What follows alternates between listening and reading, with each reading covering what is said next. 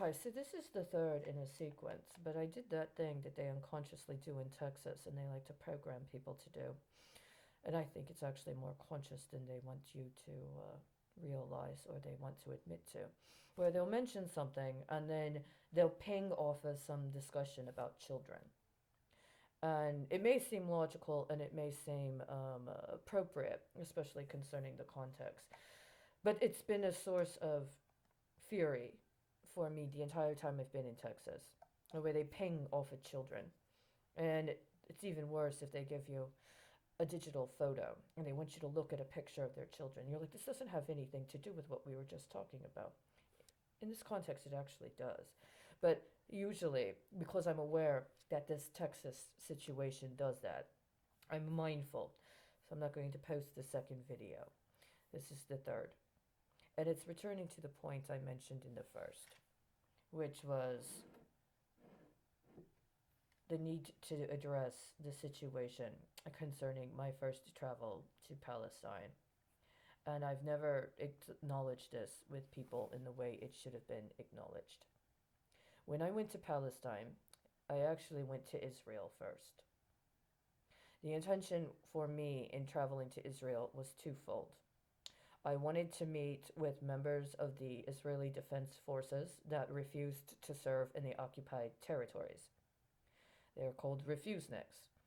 I came from a military family, and I believed there might be some sort of simpatico in speaking with people that believed in defending their country and may even believe in going to war to do so, but for whatever reason felt that there was a moral imperative to refuse to serve in the occupied territories. It was a personal reason as well as a political reason. I also wanted to meet with groups and individuals to discuss what were at that time reports on a variety of levels, including in pursuit of criminal justice in the United States, that Israel was being used as a relay country for the trafficking of women from the former Soviet Union, including to the United States. I knew some things about policy changes in Israel, and I knew that the concerns around sex trafficking in the United States were ones that were being examined in a certain way and were being acted upon in a certain way. And because I already had an intention of going to Israel for other matters, I had wanted to meet specifically with Israeli organizations that dealt with issues connected to prostitution and to sex trafficking. So I had planned a 2 to 3 month trip in Israel specifically. To be honest, when I went there, I did not actually have a plan or intention to go into areas that were predominantly the terrain of people of Palestinian descent, much less within the West Bank itself. But when I got there, it there was a conflict scenario going on. There was a war, and I was requested to provide a witness, to be a witness to human rights violations, and I did. And in the course of that, one of the things that happened was I ended up in Jenin refugee camp shortly after the Israelis had pulled out. And before the Israelis were allowing for international humanitarian workers, up to and including the Red Cross, to officially and formally come into the camp in order to provide assistance.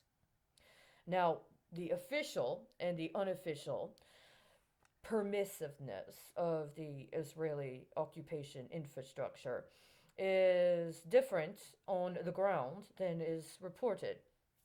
I imagine it's probably still the same, but at that time, there had already been some manner in which medical personnel were able to respond, and there had been some manner in which some journalists had been able to get in there, and there was also some manner in which Israeli attorneys, as well as Palestinian attorneys, were able to go and get affidavits from people about what they had experienced or witnessed. And it was during this time frame that I was invited to go, and I went. And when I was there, I was with a group that had one priority, but at some point I got separated from them.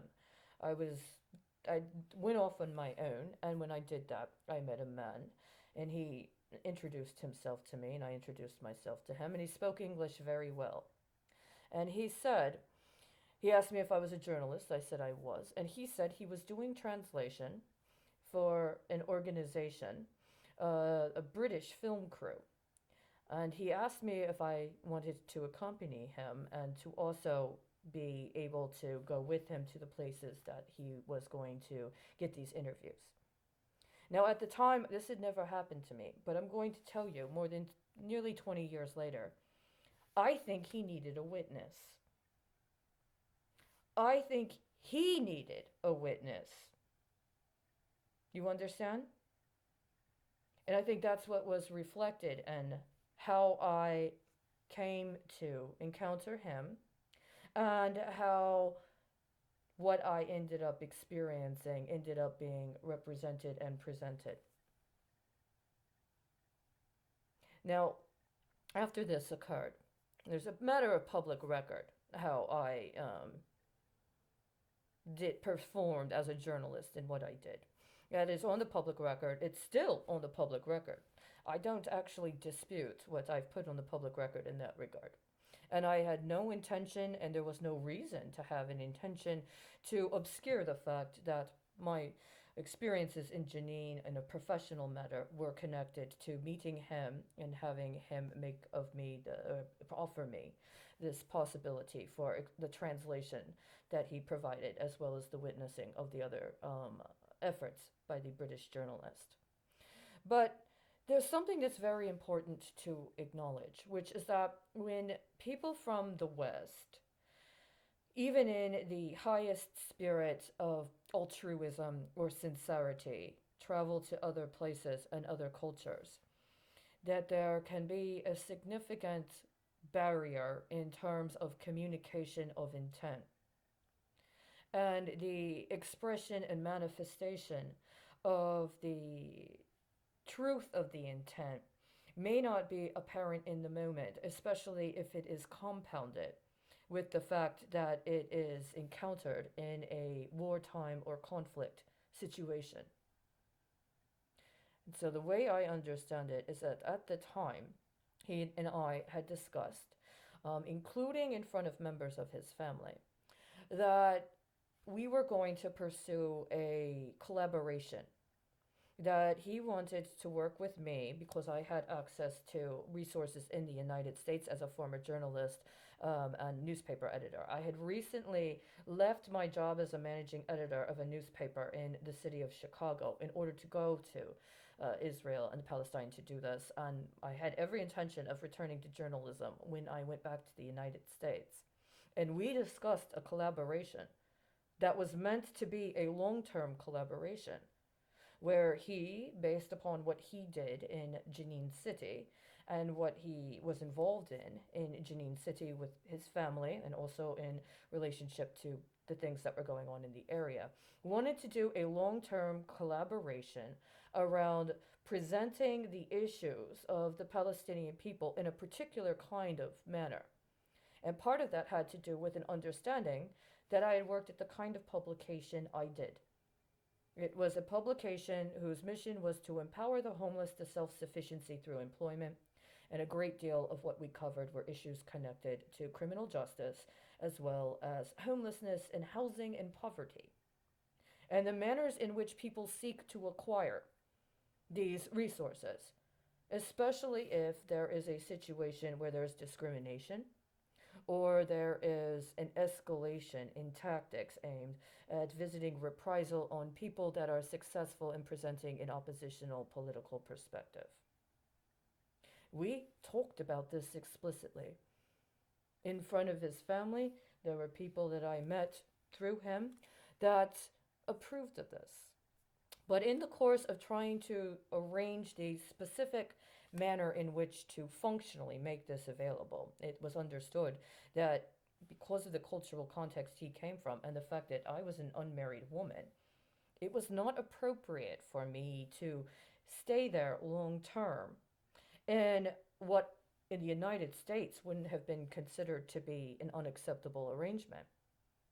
And so in the course of negotiating that, and especially with an understanding that I had already identified manners in which women and the manners in which women specifically were potentially able to be used as some form of conflict resolution ended up, I believe, misrepresenting the intentions that not only he and his family and community had in making the request of me, but also the intentions of those in my community, including my actual family, had in supporting me, or at least knowing that I had gone there for the specific reasons I had.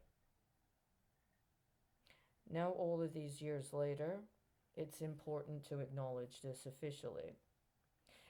I ended up leaving Janine at that point when the arrangements were being made. To be honest with you, I was insulted. I had just met his family, his father, his sister, his brother. They seemed like good people. I liked getting to know them. I didn't understand why it wasn't considered appropriate for me to stay in their house during this time frame. Why did there need to be some other arrangement? And because of the cultural context and because of the stress of the war, I took it as a serious offense that I was not allowed to stay in the family home.